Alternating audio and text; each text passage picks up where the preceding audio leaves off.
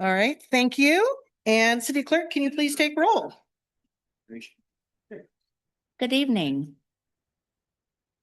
Councilmember Burris, absent. Councilmember Douglas, Present. Councilmember Lohman, Here. Mayor Pro Tem Hilberg, Here. and Mayor McCauley. Here. We have a quorum. Thank you very much. Okay, can I have a motion to approve the agenda order, please?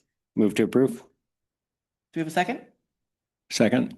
Okay, all in favor? Aye. Aye. All right, agenda order has been approved. Do we have any new conflicts of interest from the council? No change. No change. No change. No changes. Fantastic. Moving on to the consent calendar. All items listed on the consent calendar are considered routine in nature and will be approved with one blanket motion with the council vote, unless a council member or member of the public requests an item to be pulled for discussion. Items pulled will be addressed after council completes the consent calendar vote and will require a separate motion. I would like to pull 2B, the minutes from the last meeting on May 13th. Is there anything else that anybody would like to pull? Anybody from the public want to pull anything? No? Okay. All right. So can I have the rest of the consent calendar approved with item 2B pulled from it? Move to approve the consent calendar with the exception of 2B. Okay. Second. Second. All right. All in favor? Aye. Aye. Okay, all any opposed? Nope, we're good. Okay, so 2B was the minutes from the last meeting, and I noted a couple of corrections. Let me scroll to where I had my notes real quick. Actually, right in the beginning, the consent calendar for the approval of the consent calendar, it listed as roll call vote is 4-0, and it should be 5-0. So it's the top of page 10. Because we were all here, so. And then scrolling down to 3E, it was the reports from the nonprofits. It's on page 11. It says 3 new businesses in the Colfax Bazaar, and that should say 3 new businesses over in the fruit shed buildings. I don't know if there's a more specific name for the fruit shed building. Fruit shed. Yeah, in the fruit shed, so. Okay. All right, so that were the only changes that I would request. So with those changes, can I get an approval of 2B, which was the minutes from the May 13th meeting? Move to approve 2B with the requested changes. Thank you. A second? To be or not to be? I second. Thank you, Kim. All in favor? Aye. Aye. Aye. All right, that passes. No one's opposed. Thank you very much. Okay, so moving right on along is our agency reports. So we will start with Placer County Sheriff.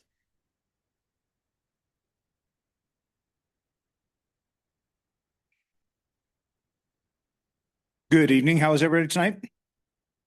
Good. Sergeant Toby Williams, Placer County Sheriff's Office. Not a lot compared to what we had the last meeting, but I did want to follow up on a little bit of enforcement we did last week, where we brought up one of our traffic enforcement guys from the lower, and we managed to knock out approximately 3 citations out of 7 traffic stops within an hour. Believe it or not, the 3 citations were locals. So, not everyone's exempt. So we're trying to do that as much as we can at random parts of the week, so we can try to nail everybody and make sure that people aren't caught sleeping, coming through stop signs and things of that nature. We're trying to concentrate along the hours of the school, the high school. I know we only have a week left, if that, but the goal is to again try random days once the school year comes back, and try to make sure that they understand to try to keep things down to a dull roar and stay legal. We had let's see, over the last 2 weeks, we had 3 narcotics related arrests. We've identified what we believe is the source of these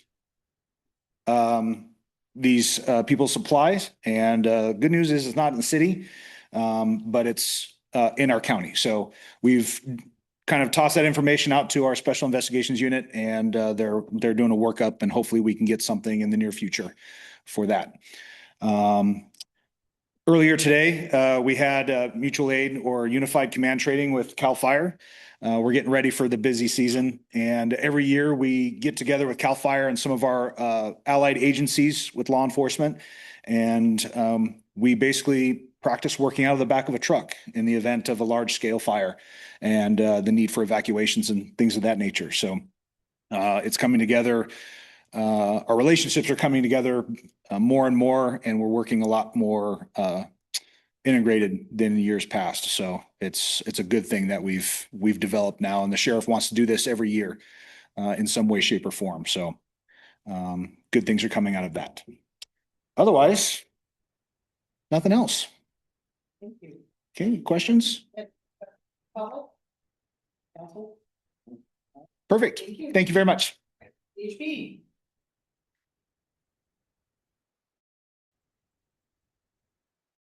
Hello, good evening, everybody. Officer Jason Lyman, California Highway Patrol, Gold Run Area Public Information Officer. We went over right now is still just all the construction that's happening. This week, they ended up canceling quite a bit of it due to the weather that was kind of unforeseen. They didn't usually this time of year, it's not raining and snowing. They still are doing a lot on the Highway 20 bridge there at 2080. They're actively knocking down the old section so they can start rebuilding that.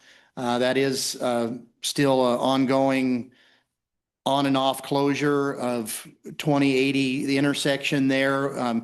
Interstate 80 is open both directions. It's the matter of getting on and off at 20 that is being changed around pretty much on a daily basis, depending on which sections of the bridge that they're knocking down and what they're having to haul off there. It's, huge structure. So there's, they've got great big machinery in there knocking down great big pieces that are just falling onto the regular road. And then, so there's no way of getting through there when they're actively working on that. We do have more construction continuing through the rest of the summer. They've made great strides in the fire reduction, the tree removal in the center divide and right shoulder, both east and westbound up in the Blue Canyon area coming down towards Whitmore. And they're working in there with some very massive machinery and getting a lot of stuff done in a very short amount of time. And if any of you have driven up through there lately, you'll be very surprised at how much clearing that they're doing. I think that's going to be a great plus for us come this summer when all the big rig fires are coming down the hill and they're really widening out those shoulders and reducing a lot of that fuel up through there. Other than that, I don't really have much more for tonight. Does anybody have any questions for me? Do you have any questions from the public? I'm just really thankful that 20 was open the day we had the oil slick. Yeah. That was the fuel. That was lucky stars that was open that day. Yes. So anything else from you guys? No. Thank you. I had the pleasure of, Hold on, Larry, go ahead. I had the pleasure of coming down I-80 about 4 o'clock yesterday afternoon. Mhm. And even the big rigs were down to 40 in the area between Alta and Dutch Flat. Couldn't even see. So you guys are out there. I know I saw a couple of cars. Yeah. Wasn't there an accident between here and Weimar or somewhere recently? This morning. Yeah. Yeah, that's not in my area. But yes, there was I did hear about a fatality out there that was late last night or early in the morning. I don't really have any details on that particular incident though. Thank you. Thank you. All right, Placer County Fire, CAL FIRE.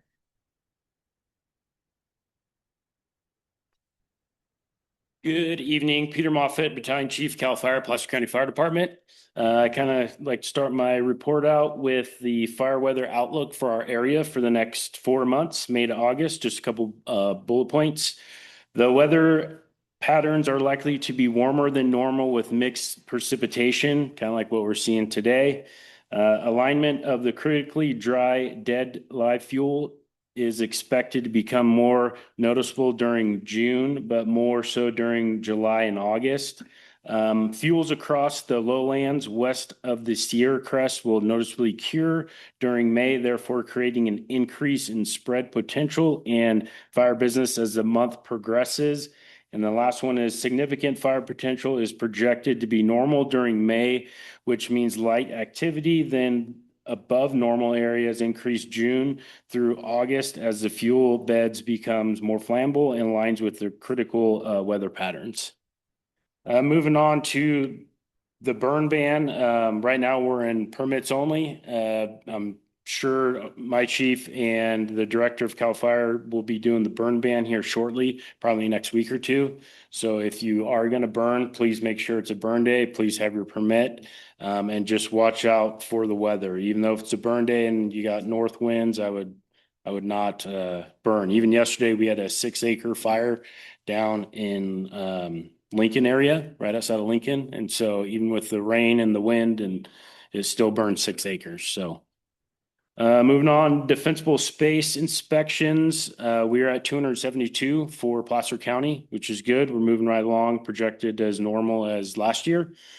For calls report for April, for Placer County Fire Department, our 9 career staff stations, 13 engines, and 1 ladder truck. These are our calls. We had 24 vegetation fires for a total of 1.7 acres. We had 26 structure fires, 8 vehicle fires, 8 other type fires, 65 false alarms, 134 vehicle accidents, 22 rescues, 674 medical aids, 41 hazmats, for a grand total of 1,078 calls for Placer County Fire Department. Moving on to CAL FIRE staffing. CAL FIRE is at peak staffing for our unit, and that is 12 stations, 23 engines, 5 crews, 3 dozers, and the aircraft is coming June 1st or 15th, excuse me, at Grass Valley. And then also we'll have the helicopter out of Auburn to Hotel Papa on June 15th as well. Right now, and then plus we have McClellan, where our Type 1 air tankers are, so which is super close, and really blessed to have that right there because we get abundance of aircraft. Other than that, that's all I have. Thank you very much. Do we have any questions from the public? Go ahead, come on up, Harry. Question for me? Yep. Yeah. Harry Anderson. I had the occasion today to go to Forest Hill. And it looked like you guys were having a convention on one of those overlooks, which was a good thing because it was right in that area where everything was burnt to shit. There's nothing there. And that was good to see that there was a serious interest, you know, in looking it over. Yeah. There was probably 10 vehicles there. So you guys took it very serious. Yeah.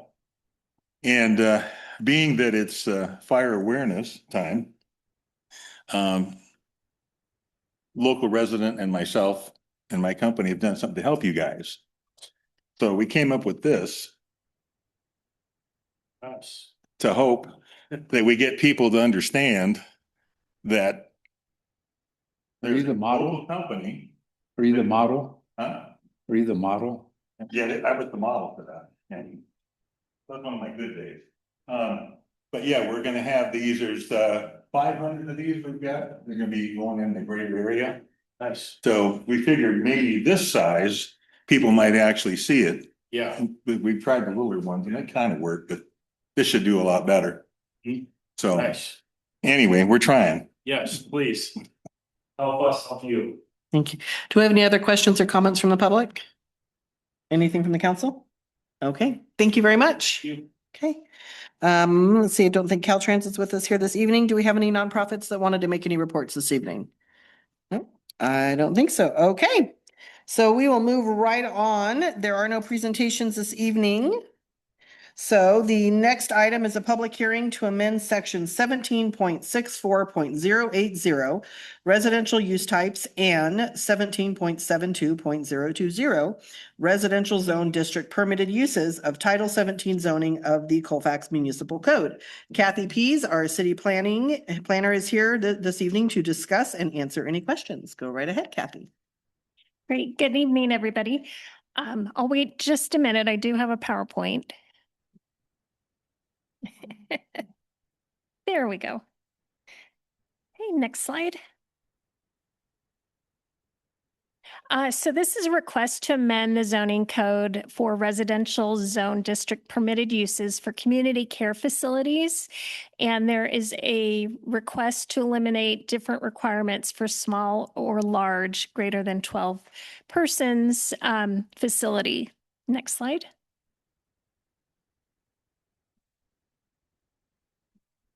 Yeah, no worries.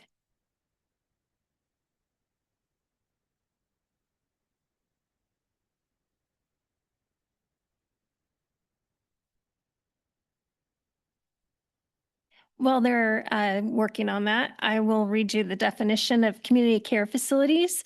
They're licensed non-medical residential homes providing 24-hour care, supervision, and services to children and adults with special needs, disabilities, or those requiring assistance with daily living. They're regulated by the State Community Care Licensing Division of the state. And these also can include adult residential facilities, senior care, and children's residential homes. Let's see. These facilities can be large or small, ranging from typical residential homes to multi-story buildings.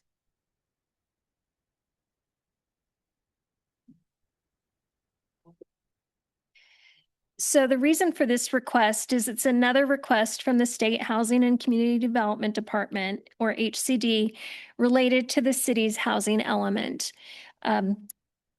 Couple months ago, I think I reported out that HCD did an audit and went through our housing element to see where we are with all our implementation strategies. And this is yet another one that they flagged that said, hey, you need to amend your zoning code. The housing element indicates that within a year of it being adopted, the city would amend the zoning code to eliminate the size requirement and to allow them by right. So one thing I did want to point out, the city attorney's office has reached out to me and they think that HCD went too far in requiring that the state law says that residential care facilities that are 6 or fewer should be exempt from a use permit, but that cities have the ability to regulate large community care facilities. So the awkward thing is we have it in our housing element that says that the city will do it. HCD has requested that we do this. But I did want to point out for the council's consideration that city attorneys thinks this is a little bit of a reach. So my recommendation is that we make the change because we're in HCD's crosshairs and they've asked for it. I don't see a huge run on huge facilities that are going to come in and be willy-nilly. So I'm not sure that this change will make a huge difference and it may satisfy HCD. So anyway, the request tonight is to do this zoning amendment consistent with what the housing element indicates. So with that, we are asking that you introduce the proposed ordinance by title only, conduct a public hearing to approve the amendments to the zoning code, waive the first reading, and then schedule the proposed ordinance for a second reading and adoption at the next regular city council meeting, currently scheduled for June 10th. And with that, I'm happy to answer any questions. Thank you, Kathy. We'll start with the public. Do we have any questions or comments from the public? Go ahead, Harry.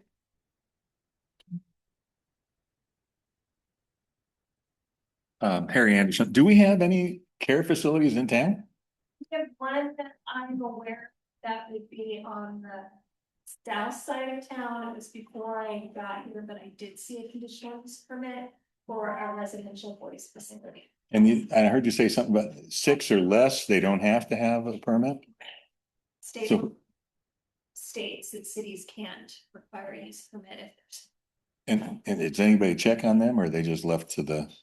They require permitting and oversight by the state of California. Somebody actually does check on them. Okay, that's good. Thank you. Okay, thank you. Okay, go ahead.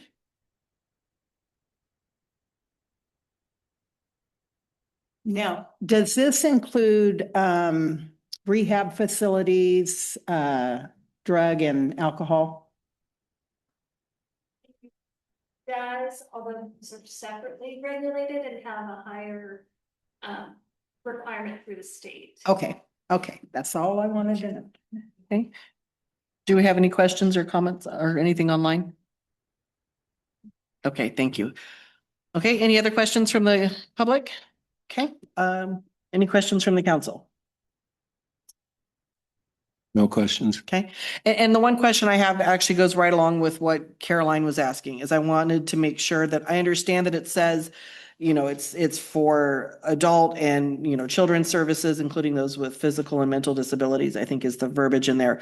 I just also wanted to make sure that it's not going to be any kind of drug or alcohol treatment program, because I mean, those have a whole other level of Yes, challenges with they them. do. So I wanted to make sure they couldn't sneak in there somehow in that description, because that concerns me, especially if we're going up to that 12 Yeah, patient. and that requires different permitting. And I've forgotten the newest term. Connor, are you aware of what the term is? There is a different term for drug and homeless shelters and things like that. That is a higher bar than this. You're right. I don't remember the term either. Yeah. I'm sorry. Okay, I just really wanted to rehash and Mhm. be very, very solid that those types of facilities are not falling under this particular adjustment right here. The very intense ones would not be Okay, under this. okay. Connor, do you have any other concerns other than they're asking for more than what the state requires? Or can you tell us any other reason you would be leery of making the amendment? I mean, the concern I raised with the city planner is that this allows a facility, a residential facility for more than one individual in an R1 zone, so a single family residential zone, and it allows it by right. Those are the concerns. So you're opening the door for a potentially very large facility, very large residential facility in a single family zone, and you wouldn't have many options on what that looks like or where it goes or those kind of things. That's kind of the bottom line here. And I will say just, I wasn't here when that got put into our housing element, so I don't know why, you know, my predecessors, you know, agreed to that. What is your concerns if we choose not to put it in there? I mean, like you said, we're in their crosshairs. Yeah. What does that mean? An option for the council tonight would be to make an amendment like you did on the entertainment zone and direct me to only make the change to the 6 or fewer to allow it by right, and to not take to not delete the definition, to keep the small and the large definition, and then keep the large requiring a use permit. So that certainly is an option.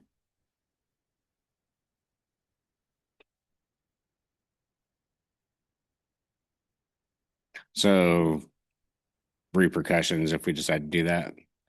The only repercussions are, I'm not quite sure why Colfax has a dedicated person assigned to the city and who is emailing me once a month to ask me, have you done this yet? Have you done this yet? Where are you? So I've explained, you know, I'm part-time, I've got other things to do. And that's why you're seeing these come kind of one at a time as I get to them. So the repercussion, I don't know that it's serious, but I think that they like to see that we're doing a good faith effort to make the changes.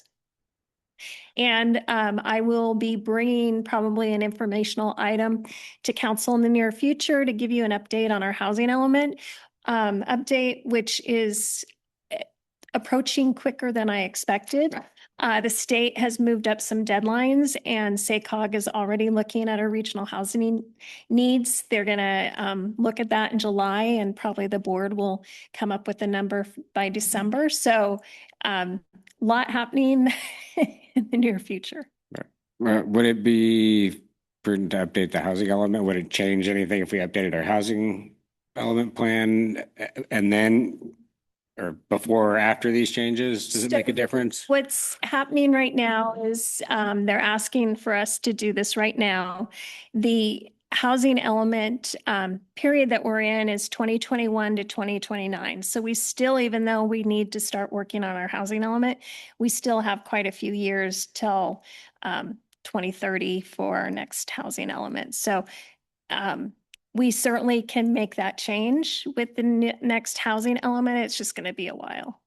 Okay, so having these two things contradicting is what's going to create the real issue. Yeah. Because we'll say one thing one place Right. in our housing element. Yeah. Part of that. So for Connor, how much of an issue is that if they're not compliant with each other? The conflict between the zoning code and the housing element? Yep. I mean, a housing element tends to outline policy objectives as opposed to specific zoning requirements. I haven't had a chance to review the specific housing element provision Kathy's talking about closely. So I have like a small screenshot of it. I'm not quite sure how how that got in there and where it falls within the policy. But my general recommendation is that as long as you're complying with the housing element's broad policy goals and you're zoning for enough residential, you're allowing for enough residential uses of property, right? You're meeting your RENA, you're allowing for enough new development. If there's demand for development, you're probably okay. So In general, your zoning code has to be consistent with the general plan, but Connor is right, a majority of it needs to be consistent. So close enough if we make this one little change to both of you? I would prefer the opportunity to go back and read the specific housing element provision at issue before I say that Okay. and see Because it exactly what that depends, right? inconsistency is. Okay. I have a hard time with picturing 12 people on a single family unit. Just picture the neighbors with that, because that's 12 like patients plus their caregivers, I would So imagine. it would be not individual, it wouldn't be 12 folks with 12 caregivers. Right. It would be, like a senior facility, for example, where there might be 3 caregivers in a home with the patients or the residents. 15 providing- people in a single family home. That just seems really uncomfortable to me, and much less thinking of the Yeah, neighbors and it around. depends on, is it a huge, multi-acre lot? Maybe that's appropriate, but you're right. In general, for a 6,000 square foot residential property, that is a lot. That's Yeah. a lot to cram in there. Yeah. I mean, I can see the benefit of putting it off for Connor to look into it a little bit more as well, so. Unfortunately, no. Oh. Not right now, no. Sorry, we did the public comment side, no. So, yeah. So, I know do we have a motion? Do we have more questions? Do you guys want answered right now? I would prefer to limit it. That's kind of, if it's not going to create any major legal issues for us or anything like that and not upset the regulators too much. Yeah, honestly, we could make that change and then HCD could come back and say, no, you said you'd do it, and then we could revisit it too. Okay. And that would give Connor the time to do his digging Yeah. as well. If we can do that, then I think I would motion for that or provide direction for that or motion. If All right. if you if the council wouldn't mind continuing it to the next meeting, continuing this item to the next meeting, just so I can check on the general plan conflict that Kathy mentioned. I apologize. I should have run that down before. No problem. So. Okay. Sorry to put you on the spot and not ask questions beforehand. I usually try and do that. Okay. I'd like to ask one question. Is this related to HE 41 and HE 42? Is that what this is about? I'm not familiar with those. They sound the same to me, so I'd like to review that a little bit. I only learned about that last week What are because the those? county is also going through this same requirement. What was the numbers that you read off? It was, HR? let's see. You said HE 41? HE 41, HE 42, zoning text amendments and draft ordinances to comply with state housing law and implement housing element programs. Is It that sounds the pretty similar. county's agenda? Yeah, this was Okay, on, so that's their. this was on the advisory council, but Okay. they're only just getting started. They may have the same thing where they had an audit and that was a requirement as well. That's what I think. Yeah, Yeah. I think it's the same thing. Sounds Seems like it. Because they can do that anywhere, right? I mean, we can restrict inside the city limits. I'm glad we're delaying it. I mean, I don't see any reason that we need to restrict them as long as they can come before us. And that's what this request tonight would eliminate. It would allow them by right. So state law right now, again, just to remind everyone, says we can't regulate if there's 6 or fewer. So that's the important amendment that we need to make. And then the second part was that the state asked us to eliminate the larger, eliminating having larger ones come in for a permit as well. So they wanted us to allow them by right. And so it sounds like we're continuing it to check on that, and then we'll come back next meeting. You need a motion for that? Good with it? No, direction from council is fine. And thank you for. No, we need a motion to continue to a Okay. date certain. Let's do a motion to continue I then. move to continue this item to the next, item 5A to the next agenda. I second. Favor? Aye. Aye. Thank you. Thank you, Kathy. All right, so moving right on, the next item is public comment. Every member of the public has the opportunity to address the city council for comment. You may speak to the council on any item that is not on the agenda. The council cannot act nor answer any questions on anything that you've stated. However, we can refer them to staff if needs be. If you'd like to make a public comment, please come to the podium and speak your name clearly, and keep it brief. You have under 5 minutes. So do we have any public comment? Go ahead. Finally, something happy to talk about. Harry Anderson, 50th anniversary of the 3rd of July. It would be kind of interesting to stop and think about how this all came to be. That it was the city council that rescued the situation 50 years ago when the pyrotechnic guy couldn't make the 4th of July. So they decided to make it happen on the 3rd of July. And way back then, 50 years ago, and all those people in between up until now have helped keep that tradition alive for 50 years. And that's quite an accomplishment. And it just seems like this one should be a little bit more special because it is the 50th. And hopefully in look and type, it all comes out to be that.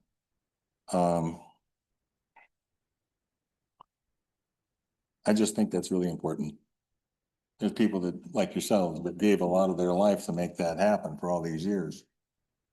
And this is a once in a lifetime thing, 50. None of us are going to be here for the 100th. At least I hope not. I don't want to be here. But anyway, that's just really what I wanted to keep is a focus on the fact that this is a very special event this time. And I hope that we present it to our fellow citizens in town and the public that are going to visit us. They really realize this is something pretty important to us. So that's all I have to say. Thank you. Thank you.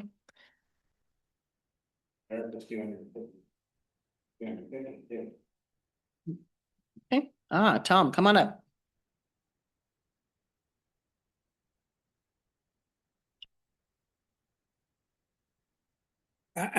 Greetings, Tom Parnham, aloha. Always a pleasure to address the council. Congratulations on the hotel finally moving forward. The Culver Street water that's coming out in the middle of the street, it's still doing it. We've paid engineers twice now to address this issue. And I'd like to see the council consider going after the engineering firms that are not doing their job. And let's get this fixed before the new asphalt gets totally trashed. My final thing is, a few months ago, council was talking about raising the stipends for city council members. This is an election year, and now would be the time to do that. To maybe entice people to run. I mean, 100 a month is not enough. I mean, you're not doing it for the money, but it shouldn't be a financial burden to sit on the council either. Thank you. Thank you, Tom. Do we have any other public comment this evening? You can ask a question. We can't answer it, but you can ask it. Just a quick question. Is anything happening with the underground spring that's collapsing the Colfax Mall where the pizza factory is, where I guess they can see the water going underneath? They got wood on the floor and O'Reilly's, that thing's not happening. So apparently this underground stream thing is a big problem. I just wondered if the city's aware of it and what they're doing about it, or that's it. All right, thank you. Any other public comment? Nothing online? No. Okay, we will move right on to item 7, which is council and staff and our committee reports. Sean. Fire safe council meetings tomorrow night. That's all I got.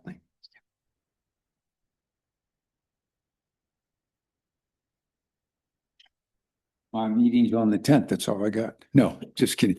I had no official meetings. However, I drove to the helicopter port in Auburn, and I met with Elizabeth Wilson, and she's going to bring 4 people helicopters up here to help make the 150th special, which would be the 250th very special. They've never seen a helicopter. That's all. I put a request in to the services center. Balls in the report.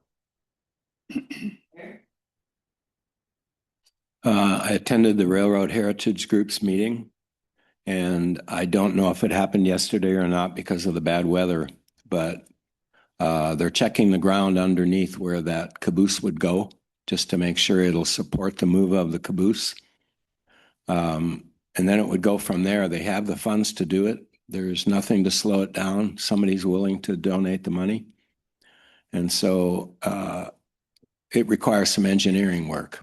And I don't know how that came out. I wouldn't have gone out there yesterday, but maybe Jim Wood did. Secondly, I went to the Sierra Vista Center board meeting. And in about a year and a half, and they elected a new board, by the way, they went from non-sufficient funds to over $20,000 now. And they're working around that building one window at a time. Instead of looking at that huge overwhelming bid, they're actually doing something about that. And they're doing that within their monthly budget. So things are going well. I attended Cindy Gustafson's advisory council meeting. That was last week. And the only thing that was really discussed is the housing thing that I just brought up. And I think it's the same that we have to do. And other than that, I don't have anything. Thank you, Larry. I too went to the Heritage Park meeting. I had a SACOG meeting, where they did a deep dive into the public transit and the fact that there's not a single public transit agency in the entire country that can operate within budget. And but they keep throwing money at it, which is very fascinating, even though the ridership was declining before COVID hit, and it's still not back. So it's very interesting watching how much federal and state governments throw into public transit when a good portion of the US doesn't seem to want public transit. Yeah, so it was very interesting because almost every transit agency is at what they call a fiscal cliff, which means they're all about to run out of money unless somebody gives them a whole bunch of money. So, and then this morning I listened to the PCTPA meeting, which is Placer County Transportation. They had similar conversations going all right along. So, all right, city manager. Thank you, Madam Mayor, members of council. We've wrapped up the union negotiations and we'll be bringing the contract to council for vote the first meeting in June. I've been coordinating with the finance staff on next year's budget. The Arco Tesla project has completed the paving and striping, and the contractor's working on a small punch list before they can open up for charging. Maintenance has been working on a lot of arts landscaping project. They're about 90% done, just waiting for some additional electrical work before they hot patch the back edge. The maintenance staff is also updating the irrigation on the outdoor seating area and continues to address vegetation control throughout the city. I wonder if I could add something. I forgot something. For those of you in the crowd, we had a meeting last Thursday on our budget. And we didn't really, it was a public workshop and a few people expressed their thoughts. And that is in process. I was expecting it to be on the agenda tonight, but I guess it's going to be next week. Okay. All right, council business. So our first item of council business this evening is the Colfax Visitor Center funding request. And they've got it for you. So city manager. All right. So we have Amy here from the Visitor Center, and she's going to make a request for funding. They kind of took a beating when the big boy didn't come through, and they would like to buy some things for the inside of the Visitor Center to help spruce up the place. And we should remember that they are a lot of times our first point of contact, and many people come through the Visitor Center, learn about Colfax, and actually come back and spend time here. So Amy's here to answer your questions. Amy, the floor is yours. Thank you. My name is Amy Andrews, and I'm here tonight on behalf of the Colfax Visitor Center, which is a department of the Colfax Area Chamber of Commerce. And we would like to request partial funding in support of the amount of $1,200 to help fund modest and meaningful improvements to the Colfax Visitor Center. Many people may not realize just how important the Visitor Center is to Colfax. We basically serve as the visitor information hub, and because we're located at the train depot, we have the Amtrak train and bus passengers stop through. And we are often the first and only part of Colfax that they see. In 2025, we welcomed over 7,200 visitors through our doors. I know it's more than that. That's just what we count. But if we're busy talking, we don't count. Or big events, we're too busy to count. The first quarter of 2026, we have already welcomed 2,224 visitors, but it's more than that. And a lot of those visitors, they just come in real quick because they're on the train or the bus, but then they want to come back. And then they do come back and they share that story that they come back to see us because of that just few minutes in our office. So because of our wonderful volunteers. And I want to talk about our volunteers that the entire visitor center is operated by an incredible team of volunteers. Many of them have dedicated over 10 years welcoming visitors and representing Colfax without receiving any compensation. Half of our volunteers don't even live in Colfax, but we're here to represent Colfax. And they really care about the town and are excited to engage with the passengers and the visitors and just share what's so wonderful about Colfax. So our request tonight, though, is for funding to help improve the visibility, organization, and the overall visitor experience. A large portion of these funds would go towards upgrade signage because one of our biggest challenges is simply being seen. Since we're located at the historic train depot, we are not allowed to add anything to the exterior walls. And so many people drive right by us and don't even know we exist because we have our temporary little IKEA art easels out there that I'd like to upgrade with real sandwich boards. And I would love to get some pole flags. I think that's what you're called.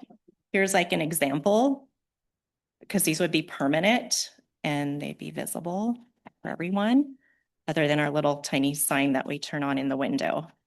It's basically, even the locals don't even know we're there because there's nothing on the back side of the building. The front side, because the train tracks are there, that's where people are, and then they come in, but just driving by, they don't realize we're there. So I'd like to really improve the visibility there. Additional funds would also help improve display and storage so we can better showcase the Colfax merchandise.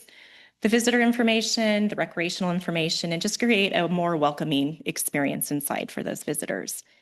And over the past 2 years, we've worked really hard to build up the visitor center and create something a community can be proud of. If you haven't stopped in recently, especially in the last 2 years, or if you've never been in there, I'd like to invite you to come visit us, see what we've created, meet our wonderful volunteers, and just see firsthand what the Visitor Center offers both our community and our visitors. And I kind of also want you to look at it. It's like, it's not just helping fund the Visitor Center, it's to help fund a better first impression of Colfax. Because people might just spend 10 minutes here, at our Visitor Center, but then they return. So it's just helping introduce people to Colfax. I also have a sample of stuff we sell that represents Colfax if you'd like to see any of that. And thank you for your time, consideration, and help supporting our volunteers. And if you have any questions, I'd be happy to answer them. Thank you, Amy. Do we have any questions or comments from the public? Come on, Caroline can come up first and then you, Harry.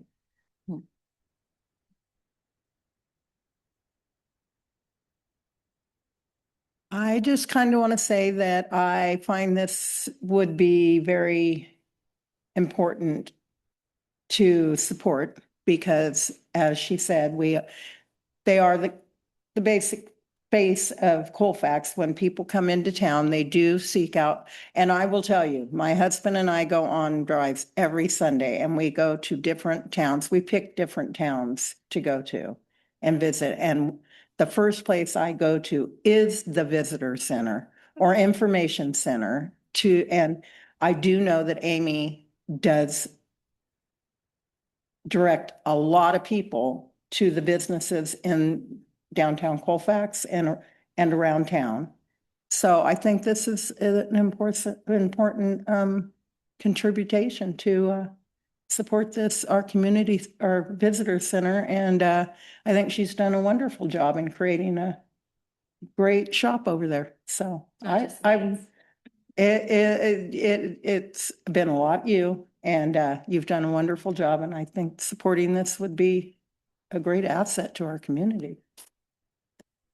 Thank you. Harry Anderson, I can't think of a better time to give you money.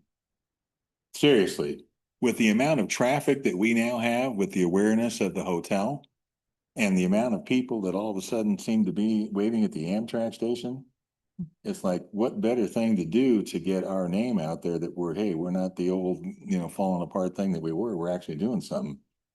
And so, yeah, I'm a firm believer in advertising, as you can well tell. But one of the questions I had, I heard you say something about you're not allowed to put something on the building or near the building, or what? We can't add to the exterior of the building. We're even limited on inside too, just because they want to keep it historic. Okay. So what if we were able to create a freestanding, not touching the building scenario? That's why, I had spoke with Kathy, or emailed her over a year ago with an idea of putting the flagpoles on, but I still wasn't able to afford it at that time. But so this would be one example. That's nice. So when they're driving by, they can see it. And then maybe I can get the museum to put one up too, and the chamber to put one up as well. So then they'll see all three of us are in there. You have one A-frame sign out on the Amtrak side? Or We on the side, but they're just these cheap $30 IKEA art easels that are taped. Okay. So I'd like to get some legit samples. I'll come see you and show you what we can do for that, because it's not hard at all. And we can make the inserts double-sided so you can keep changing it so people actually look, something's different colors, what have you. Cheaper than you think. Okay? Yeah. Do we have any other questions or comments from the public? Come on up, Tom.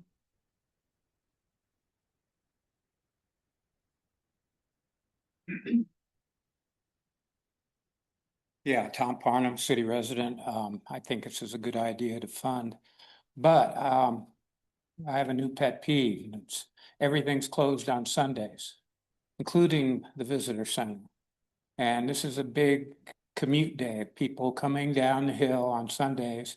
I walk through town almost every Sunday, and invariably there's somebody standing around wanting to know where they can go get something to eat. And I have to send them back to the freeway. I'd like to see this center open on Sundays. I know it's run by volunteers and you gotta do what you gotta do, but we're spending money and resources to bring people to town. The businesses need to step up and be open so that we can have a reason for people to come downtown. Okay, this is gonna be my new rant now that the hotel is underway. Thank you, Tom. I'd actually like to, I agree with Tom. I'd love to be open on Sundays too. Which reminds me to just let everyone know we are needed volunteers. I know. It's like, if Tom, if you're walking by on Sunday, I can give you the key and you can open on up. So. But please remind everybody, here's the thing too, it is a wonderful place to volunteer because you never know who you're going to meet that day. I mean, we get people from all over the world, and like we met this wonderful couple. Keep in mind, it's amazing to see who comes to Colfax. Wonderful couple from Europe. They're in America for the first time. They only have 10 days. One day was in New York and some other places. One day was in Colfax. 10 days in America, and they chose one day in Colfax. So, and we have other people that just come from all over. It's just amazing. You never know. So it's the coolest thing. Never know who you're going to meet. Okay. Sorry. All right, so we'll bring it to the council. Questions or comments first? How much do we have? 2,200. Yeah, we have 225666 total left in the fund. Give us direction. Yeah. That's my I question. want to, before you make motions, I want to go for comments or questions first because I want to make comments. Okay. Do we have any other comments or questions?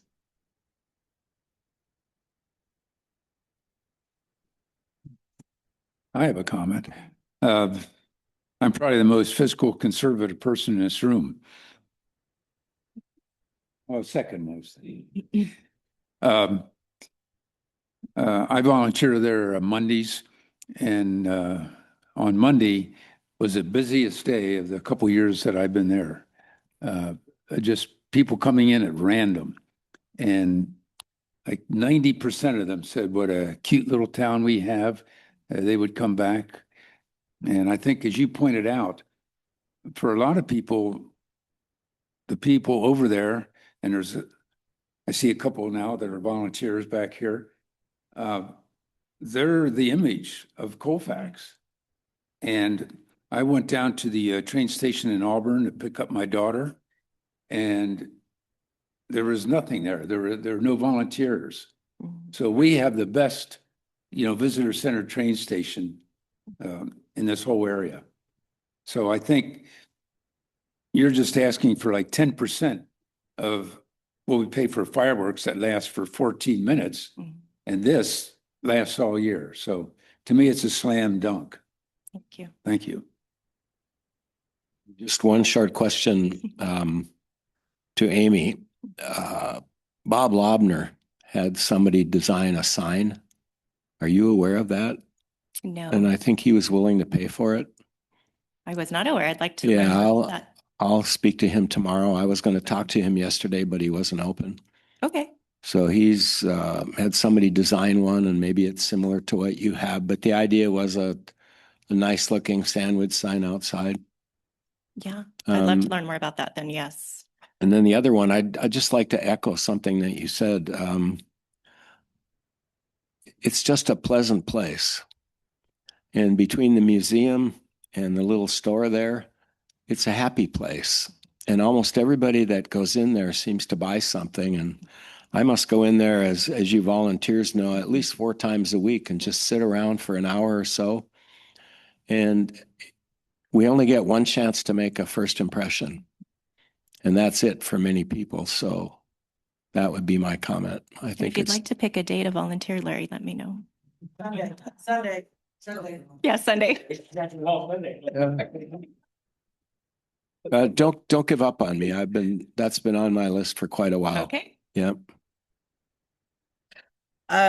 I absolutely adore what you've been able to do in there. And I know that a lot of the improvements that you've done came after the first Big Boy Day, because I know it made such a huge impact. And I know that you were counting on that, and I was too. And I feel you with that. We both invested a lot of money into that event and we were out. Yeah, our entire budget went to this big boy event. Right. So I absolutely understand the circumstance that you're stuck in, and I'm thrilled that you were able to come here to ask to be able to recoup some of that. I'm just out it. So it's good. I love it. I hear so many compliments in regards to there, and I've been in there too and seen so many visitors come in and say that they were going to come back and how much they loved it. And I think it's a wonderful thing to have you guys in there without a doubt. And I wouldn't be object if somebody's motion included a higher number than 1,200. So other past that, do we have a motion? Well, if you think you can use more, then I'd like to make a motion that we just use the remainder of the funds, and then Sheriff Sor can come by in July and ask for funds, and they'll be able to get out of the fresh pot. I second that. Okay. Easy. Wow. We have a first, second, the rest of what's sitting in the bank account, which is just over $2,200. Thank you. All right. Aye. Aye. Here you go. Thank you. Thank you all.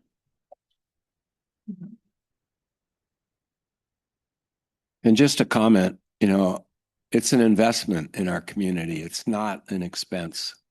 It's an investment. Yeah, I'm all for it.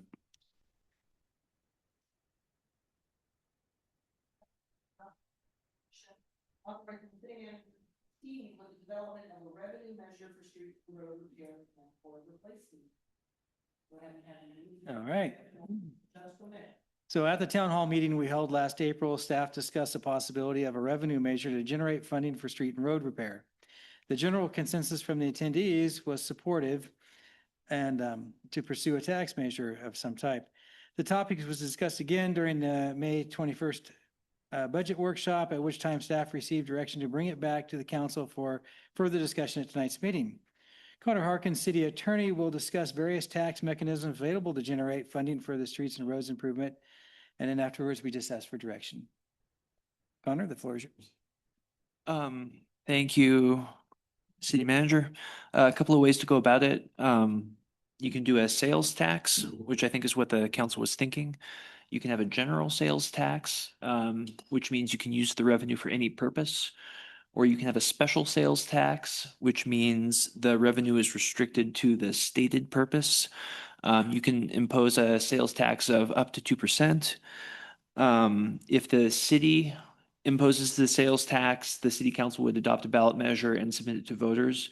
The other way to go about it is to have a independent group put a measure on the ballot for either a general or a special tax. And it's called an initiative, and a voter initiative would not be subject to the 2/3 approval threshold. So I wanted to lay out just those basic rules around transactions and use taxes. I pulled up Placer County. Currently, there's no countywide tax, so the full 2% is available to the city. Other ways to go about it would be something like a transient occupancy tax, utility users tax, or a property assessment, which would probably be much harder to pass than the sales tax. There are stricter rules around noticing and who votes on a property assessment, but that would be an alternative funding mechanism. Form something like a community improvement district, or just have the city directly impose a property assessment. I understand the restriction on the use of funds that goes with a special tax is attractive. It can restrict, it can be unduly restrictive. Another way to limit a revenue measure like this would be to include a sunset. So have it in place for 5 years and then it goes away unless renewed or something like that. So I wanted to throw that out there as an option as well.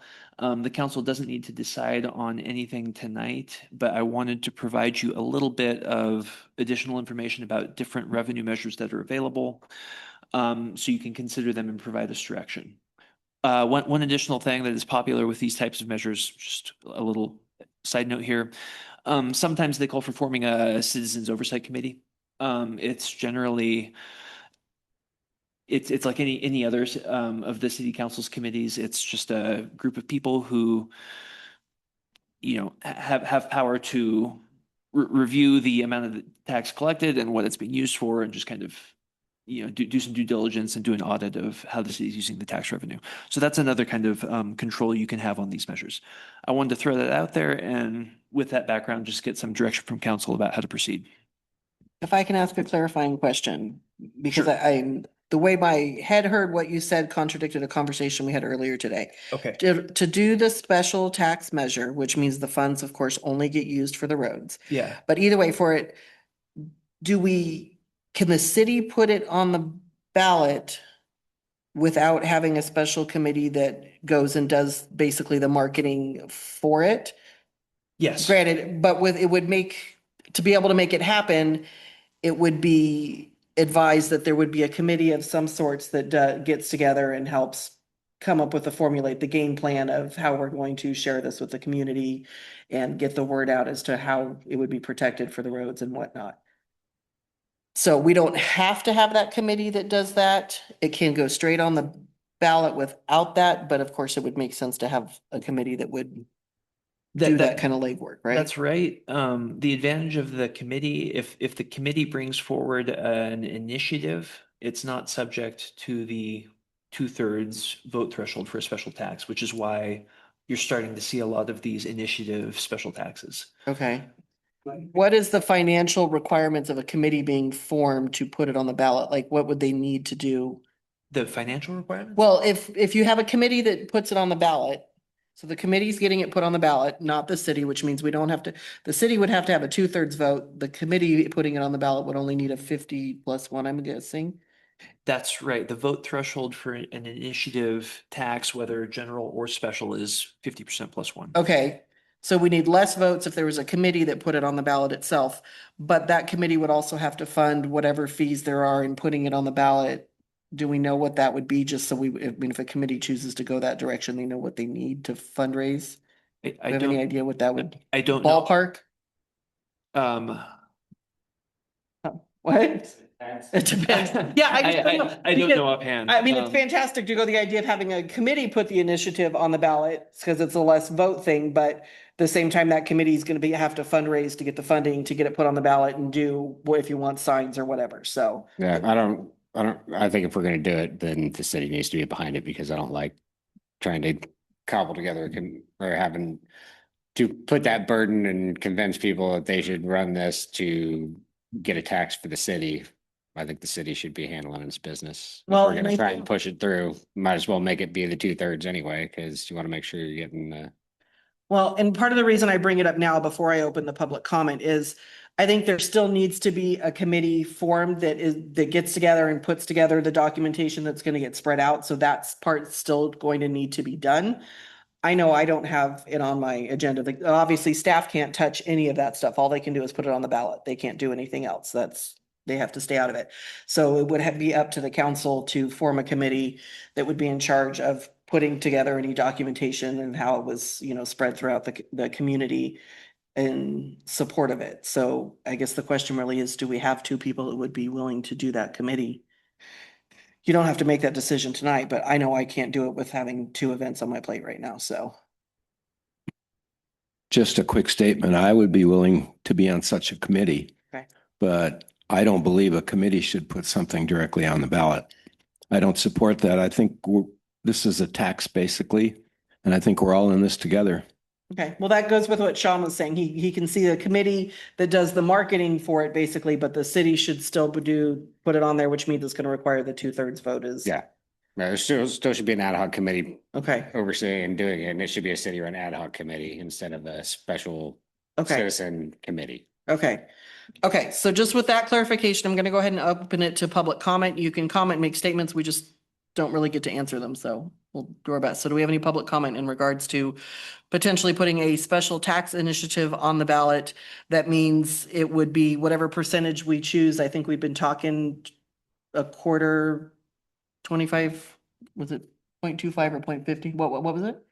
1%, I couldn't remember what we were talking. So it'd be a 1% tax added. That means all the travelers that are going past and all the money at the that they spend at the gas station and all those would pay for the road. And it would go strictly into an account only for road repair and maintenance. And the reason we're having the conversation is because there just ain't enough money from the feds or the state to do our roads the way it needs to be. That's just the end of the statement, right? So questions, comments from the public? It's a tax. I know people gotta want to talk about it. Process. I know, but this is technically the third meeting we've brought it up, so. All right, go for it, Tim. Tim Ryan. So this is not a tax going to the residents of Colfax. This is a tax on people coming through, or how is that being done? It's an additional sales tax of 1% on taxable items. A general sales tax. A general sales tax. Mhm. So on all items, So what? It's a special, anything sold in the city. yeah, anything that we collect tax on, sales tax on, it would apply to it. And we have the lowest sales tax in the region. We don't have anything added beyond the basics. So that sales tax then is from the businesses that would be affected the most? on Well, I the mean, their tax? customers are paying it. And then, yeah, Right. But the customers that are paying it, do they understand that's for our city or? It's just rolled into the general sales tax. So when it comes up with sales tax, it's just gonna have an extra 1% on it. So whatever, I forget what the base, what is 7 point? Yeah. Is it 8.25 now? So it'd be 9.25. Sorry, yeah, Yeah. it's 7.25 now, so it would be 8.25% sales tax. It would just come up like that. Okay, so residents out of state or out of town everybody pays, is paying for that. right? So that's another tax increase for our residents. Pardon?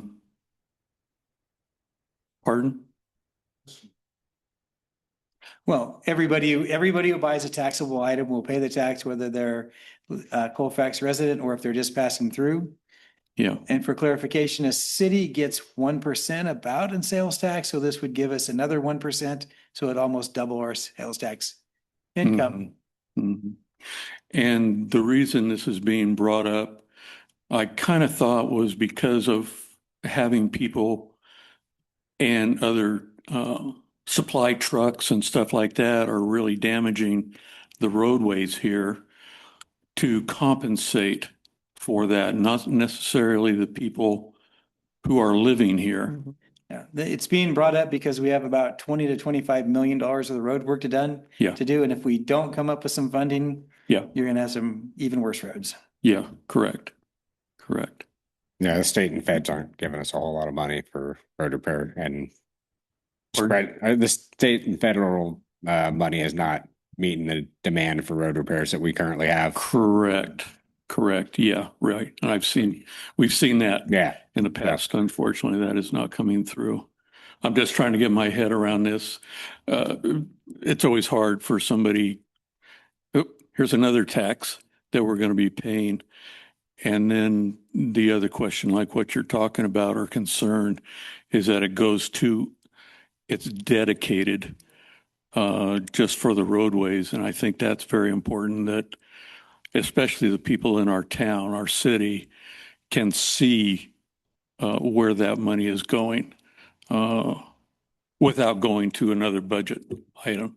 So you guys will be discussing this. Do you have a public meeting on this at some point? We actually did. It was the agenda item at our town hall meeting in April. That was the item there. Okay. So. Can I ask what the feeling was? It was on actually very positive. Positive. Once it was explained how it would go, all of the comments were very positive from what I recall. Yeah. Okay. And how many people attended that meeting? 4? No. The usual. Yeah. Right. Yeah. So when we look at other cities like Nevada City, which has done the same thing, it's extremely popular over there because it is dedicated money to fix a problem. Yeah. And I know, Ron, when you talk about the other cities. The other cities are more, can I say, affluent than unfortunately what Colfax is within our city limits. And it puts still a burden on us. But it's just something to consider. I understand what you guys are going to be talking about. And yeah, just thanks for the opportunity. I wonder if I could just make a general comment. We are late getting to this game. You know, everybody's doing it.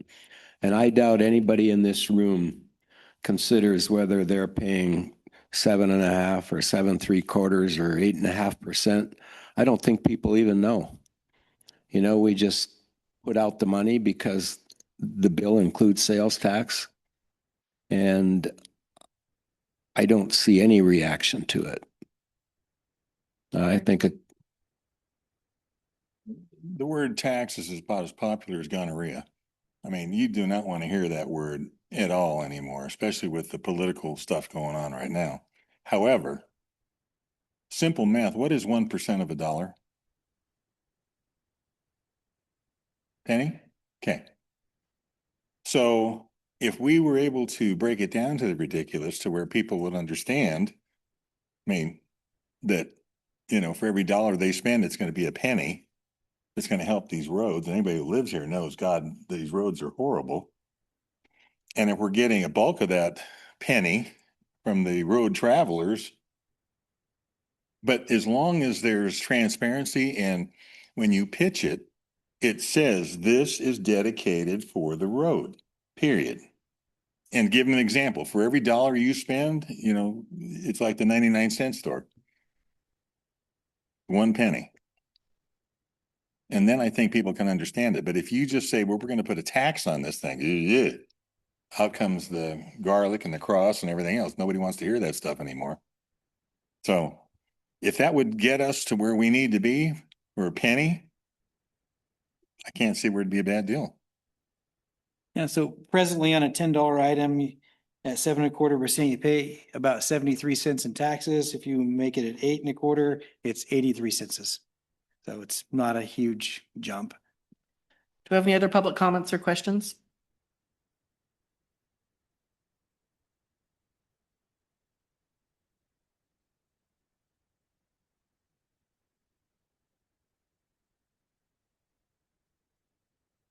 Tom Parnham.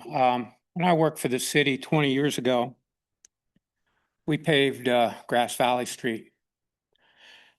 And everybody started complaining about the speeders and wanted to put in speed bumps to slow everybody down. I live off of Culver, and beautiful road now, nice and smooth. You can easily go 40 miles an hour on it now. I like potholes. They slow everybody down. How about we lower the speed limit in town and get everybody to go slower so they don't beat up our roads?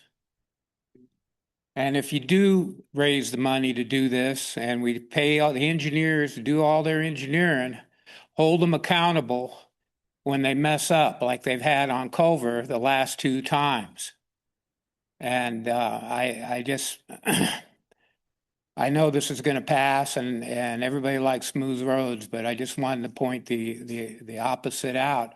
Save a little money to put in speed bumps after you make all the roads smooth, because there's going to be a lot more fast cars, more dead dogs and dead cats and dead chickens.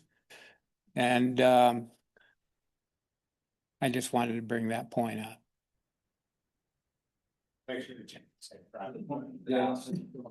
Yep.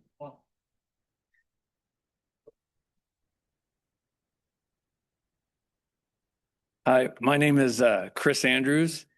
I live in Applegate, so I don't know if that's considered a suburb of Colfax. If I'm allowed to ask a question, it was more of curiosity. As far as the road goes, is there a number to where it's considered fixed to everybody's liking? Yeah. 25 million. Does 1% hit that, go over it, come up short? No, it would take a matter of years to gain that kind of money. So the 1% will help on the smaller roads. We can do those quicker, and then it will help us put away grant match money. So when grants come back around, we'll be able to have our match money to qualify for these. Cool. But it'll be a timely thing, and it will probably take 10, 15 years to get them all done. And then you're going to turn around and start maintaining them again. So it's just going to be a long, long project. Gotcha. Thank you. Just curious. Okay, and we do have a comment online. Okay. I just want to point out for the 10-year thing that's 25 million, not counting inflation over 10 years. Yeah. So,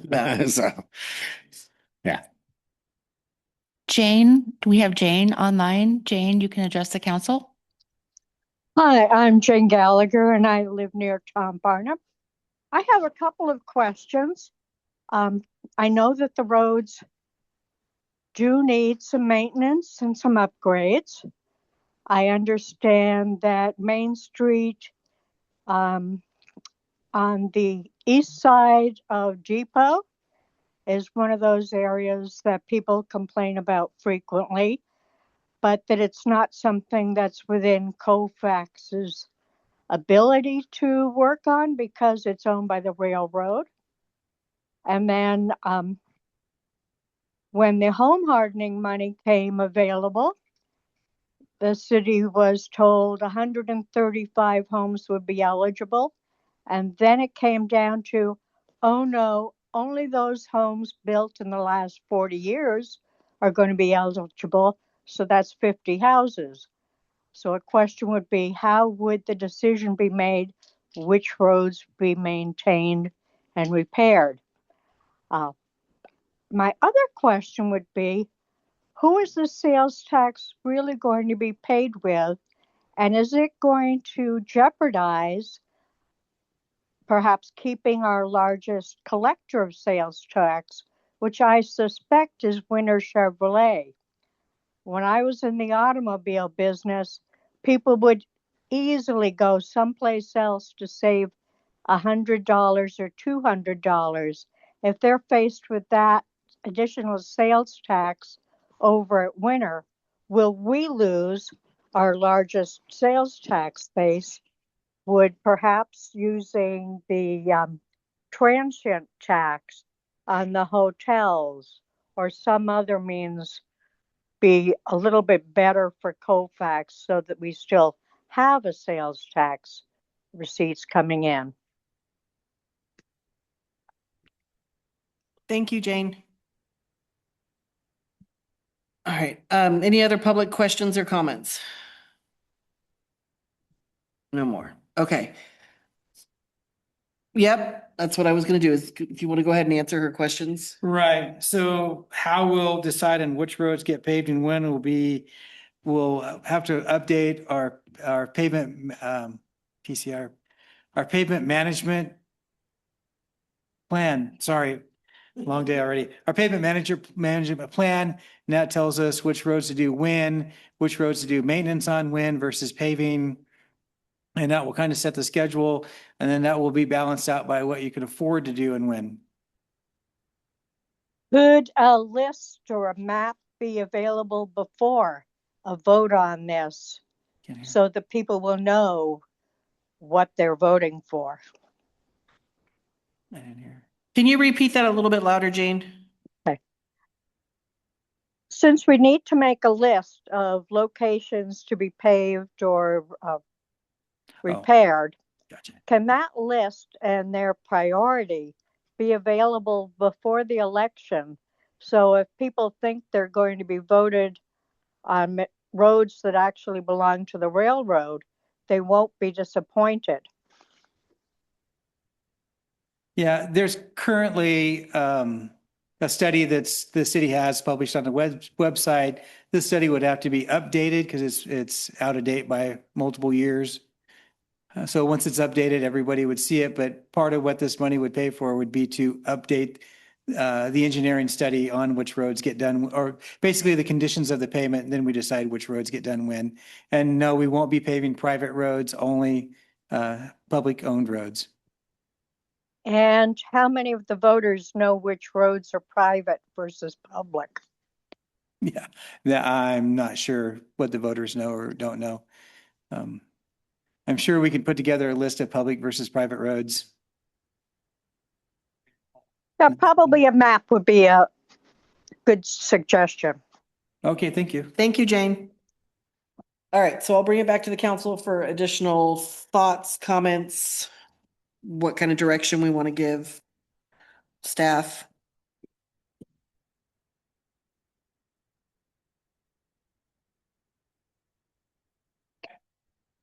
Sean's thinking. Well, I'm trying to think of how to say what I want to say politically. So I don't really want to support any new taxes because I know what it means to the city, but with inflation and where everything's going and we're already being taxed to hell, it's really hard to want to approve this. But I do want to comment that if we're going to do this and try and carry this forward, I think we should do a special tax. The city should be responsible for putting it on the ballot, not a group. It should be a special tax strictly for streets and road fund. It should be at 1% with no sunset. And there should be a citizen oversight committee established as part of the ballot measure. Okay. Kim? Somebody may have mentioned it, but does the general public know how we compare with other cities? If we're at 7.5, are we below all the other cities? If they pay attention, they would know. But I would say that's definitely part of the marketing plan that the committee would use. I would think that would be something they would want to push really high. And that goes to the question about, would somebody choose to go someplace else to shop? Because now our taxes are higher. But I think we're still going to be lower than most of the locations around us, because I know three communities are putting tax measures on their ballots this year. So while we would be going up, I think we would still be in the category of on the lowest. That's the only comment. And CDTFA publishes all of the local tax rates. So right now, Placer County's 7.25, which is just the statewide Bradley Burns. I'm sorry, can you spell out that acronym? Yeah, I'm sorry. The California Department of Tax and Fee Administration, which oversees sales taxes and, collects it and remits it to the city, they publish a, let me see what the document's actually called. California Sales and Use Tax Rates by County and City. So you can go and look this up and see what everybody's imposing. And right now in Placer County, the countywide tax is 7.25, so just flat Bradley Burns. Loomis is 7.5 and Roseville is 7.75. So. And I think it's Rockland and Lincoln and one of the maybe Marysville, I think that we're putting. I know Rockland and Loomis for sure, and then I think there's the one other one that's putting it on.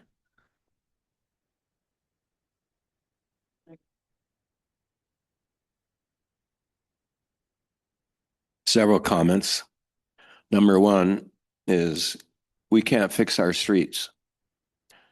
We don't have any money for that.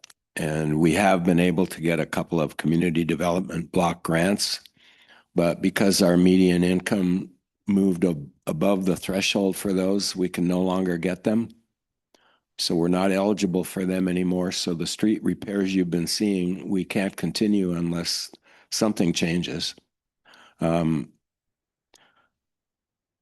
Another comment is that I believe a public meeting is essential. A public hearing on this when we move forward. I think we have to bring the public in here and give them a chance to say it once we know the details. Another point is that I believe it's essential that we dedicate the money, in my opinion, to roads and streets. And I believe that we should put it on the ballot where it requires only a 50% approval. And I was going down Depot Street today, which we slow people down with our potholes. And one of the neighbors let some of their chickens loose, and one of the chickens was going to cross the street, but it was just standing there. So I said to the chicken, "What are you doing?" And the chicken says, "Well, I'm afraid to cross the road." And I said, "Well, should I cross the road?" And the chicken said, "Don't do it. You'll never hear the end of it."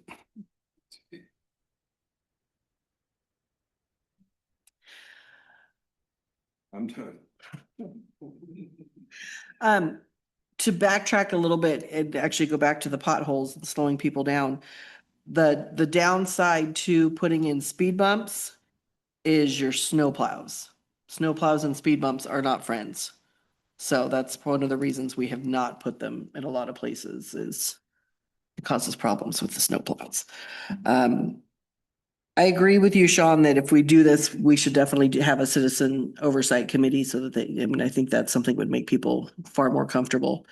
And while I agree that the thought of only needing a 50% vote is nice, that means you have to have a committee that's going to fundraise to be able to do it, to put, to do that kind of stuff. And I don't know if there's that much energy out there from anybody because that's gonna require fundraising to get it put on the ballots and the marketing side behind it. And as to having meetings that can be done, but I don't, once it goes that route, I think it has to be private meetings that are held. We can't do them here. So you would have to hold community meetings at another location to be able to do that. They wouldn't be able to be held here, is my understanding. So Just doesn't seem like it'll be a hard sell to me. So, I mean, that's the question. That's the direction we need to give to staff. Do we want to go with the city putting it on and doing it a special tax with a 2/3 vote?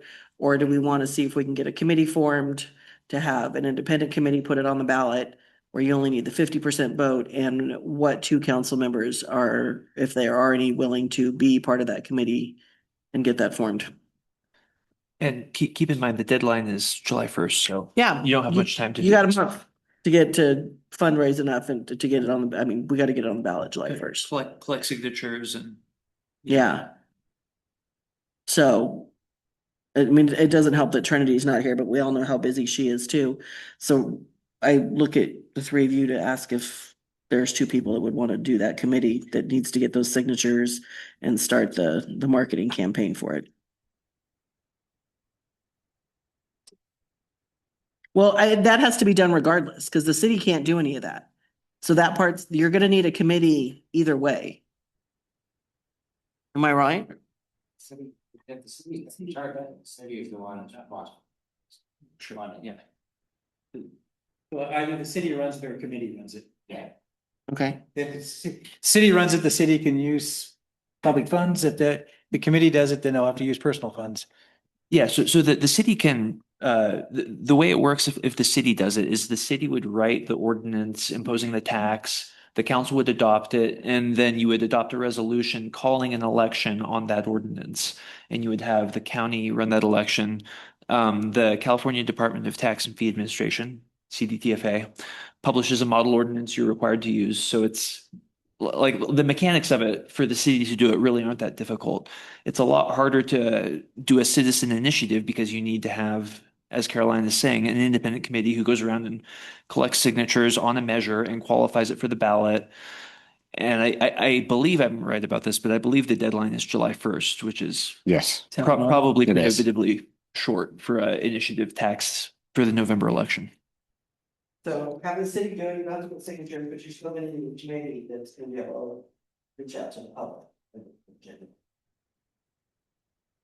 So a committee could reach all the people in this town in less than a month? Well, no, you would be doing the outreach after. outreach up until the election. Yeah, so it'd be from July to November that committee would be active in helping promote the tax. Yeah, so, and that could include, I would imagine fundraising if you want to get signs made to be put in windows, or if you want to go that route. I think the city can fund some of that with public funds.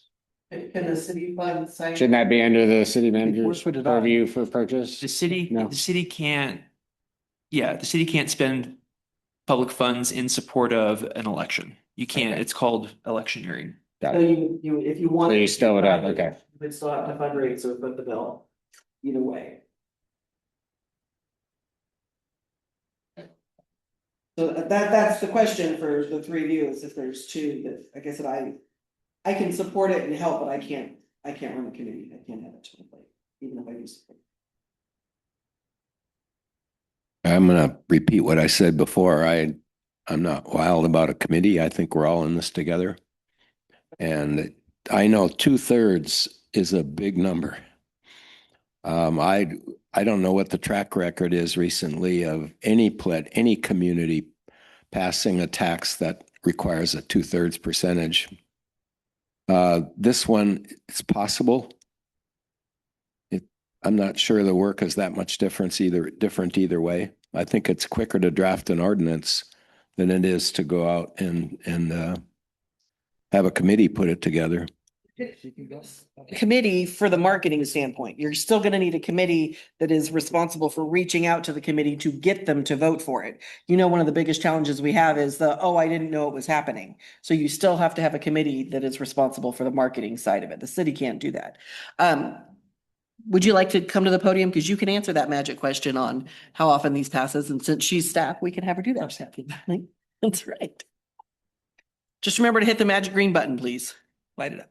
It's on. Nevada City did two streets and road, let's say one streets and roads was 17 years sunset. That passed, I think somewhere in the ratio of the percentage of high 70s to low 80s.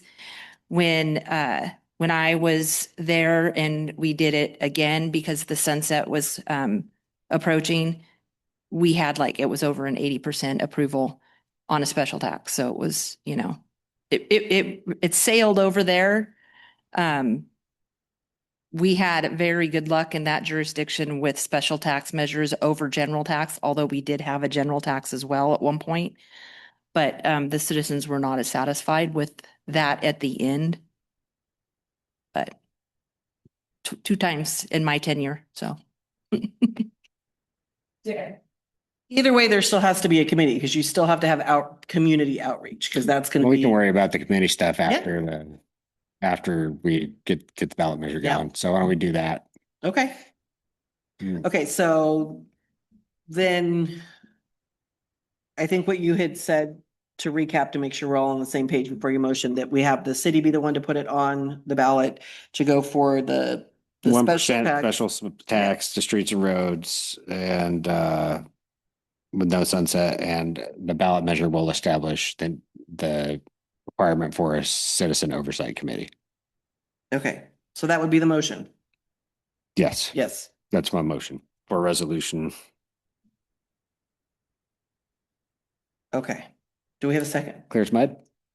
I wasn't clear on the last part of it. So that the council would do it. So we're going to go for a special tax. The city will put it on the ballot. It'll be 1% for streets and roads specific, no sunset on it.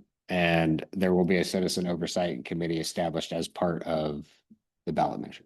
And the council will form a committee for the promotion of it after the fact. Yeah. He didn't say that. Yeah, that's why I was adding that on the ballot measure, though. We just bring that up. He said put it on the ballot. That's well. I'd ask you to omit that last part, that the council is going to form a committee to. We'll need to discuss forming the committee to it. So that wouldn't go on this motion though, right? Yeah. Just clarifying for Larry's. Yeah. That's still to be part of the.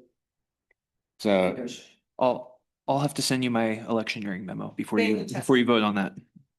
It's that. Okay. So I need to repeat anything? Motion good? I think so, but I'd like to hear Connor read it back. Here's what I've got.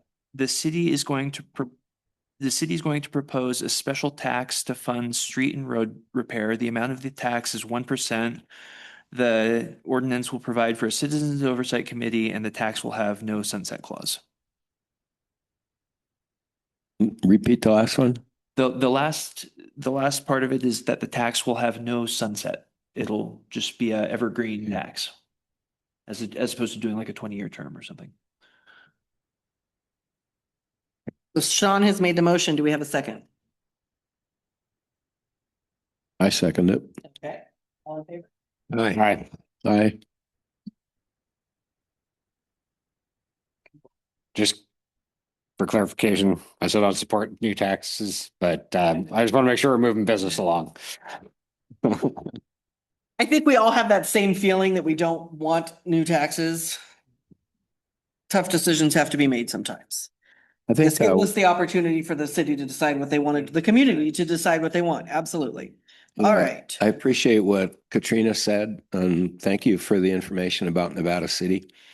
But it's also clear that Nevada City, it was very easy for everybody that lives there to see where that money was coming from. And it's coming from people that visit that city. We're not quite that same place, so it may not break the same for us. So that actually, we're pretty much down to the end at that point because the motion passes. So good of the order. Sean, you got anything? Nothing for tonight. Kim? It's interesting, today, something a lot of people in America don't know, but our national debt, which is like 39 trillion, now exceeds our total gross national product. That's anyhow, it's kind of fitting that we passed another tax on that. And but I want to say something good on Pothole Parnham has a good idea. I think that Sunday should be covered, and I will volunteer to do one Sunday if we can get those two former mayors sitting next to each other to take another Sunday. And here's another former mayor to do one Sunday. If we rotate, there's 12 of us, and we could rotate and we could take care of the Sundays. So that's good. There's a lot of places that should be open on Sundays. There sure are. There. Right, Larry? I'd echo that.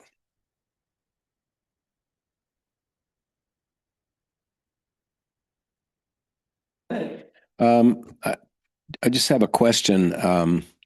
What does it take to open a park and ride? There used to be a park and ride by the exit down at the west end of town. And that was when Dingus McGee's owned it. And that lot is falling apart. But does it take the cooperation of a business? What does it really take? Because we have a mess every day late in the afternoon. People are backing up on the freeway. And maybe if we had a park and ride at another exit, it might make a difference. I'm just curious at this point. So Mayor McCauley and I have talked about approaching Caltrans about building up one or more parking rights in the city limits area to help service that problem. Okay, that's a great idea. And then the second comment is that I believe that we'll have the budget on the agenda again the next meeting. I was expecting it tonight, but the next meeting is right down to the wire, I think, isn't it? Next meeting. Okay. No, I figured that. I was just hoping we would see it, but no, I understand. That's a big deal. And that's it. Sorry, I forgot one thing. Skate park groundbreaking. So stuff's happening up there. This was it Friday the 3rd or Monday the 3rd? I think it's Monday the 3rd. Let me look at the calendar. There's going to be a parade of trucks bringing up 550 yards of dirt that was donated by Tykert for backfill and starting the initial ground forming for the skate park. And then June 8th at 9 a.m. will be the groundbreaking ceremony.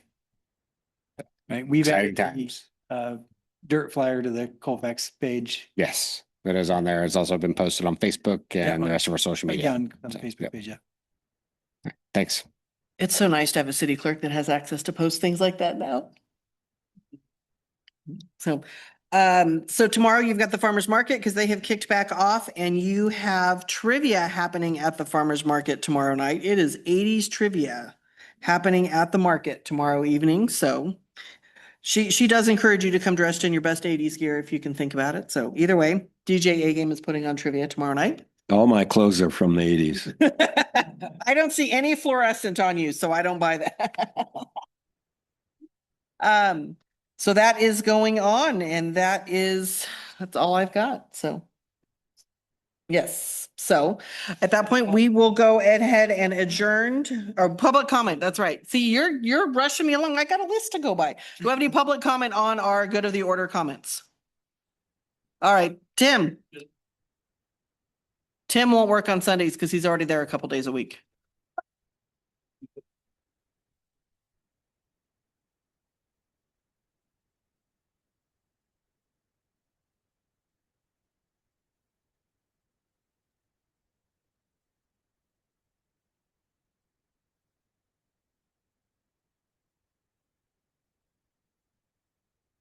Well, I'll be there, so yes.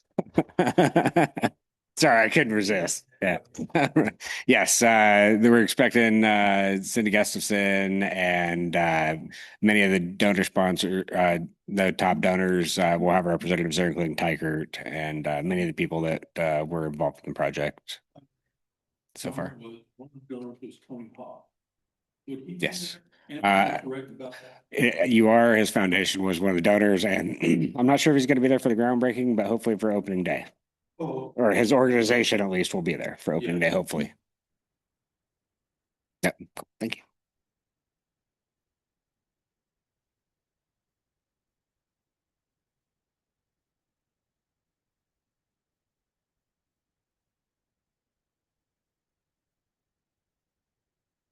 I did.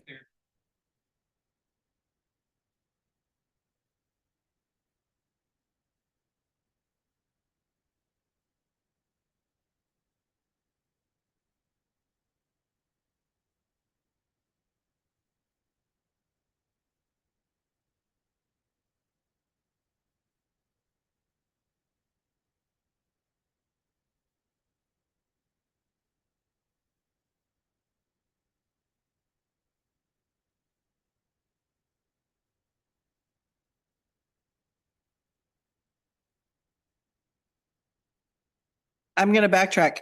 Do we have the planned opening day for the splash pad? Because usually we open it on Memorial Day weekend, and are we waiting till they're done moving stuff? What's the Yeah, we're plan? gonna have to work with the contractor up there before we can set a schedule. Okay, because we need to get, I mean, obviously it's not warm right now, but Yeah. it will happen. Clearly, as soon as it gets warm, we'll do everything we can to Okay. get that up and running. I meant to ask you about that. It's warm next week, so. Yeah, Well, that, so historically, it's been open for Memorial Day weekend, but I wanted to. I believe it's up there now and it's Okay. installed. Okay, I just don't know if It's it's, just, there'll be days when nobody can get to it because of the work going on Right. up there. we have graphics already made for when, to announce the splash pad being open in the hours, so It was flowing water the other day, so. it was. Yeah, it was. Okay, I just wasn't sure, but I hadn't heard anything, so. All right, so we're gonna adjourn the open session. We gotta go to, what is that, closed session? So, there we go. We do want to take. Oh, that's right. See, I get distracted. Does anybody have any public comment on the closed session items? No, okay. There you go. Thank